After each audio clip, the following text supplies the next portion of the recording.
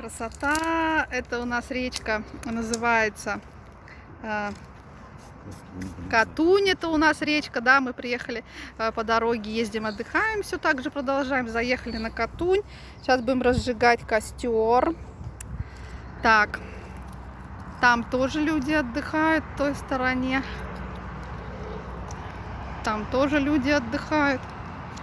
Там, вон, видите, люди отдыхают. Это мы, это вот наша машина. Мы здесь остановились разжечь костер, посидеть на бревнышке, посмотреть на водичку. Мы уже сегодня где только не останавливались. Уже это место 6-е, 5-е, наверное. Уже много где едем, хоп, остановимся где-нибудь. Едем, хоп, где-нибудь остановимся, опять посидим.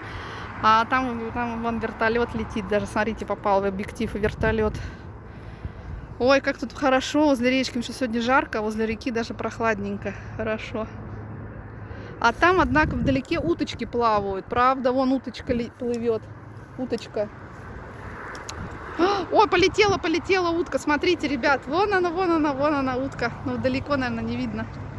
Правда, утки, вот вон там две, и вот это вот, хоп, пролетела, села.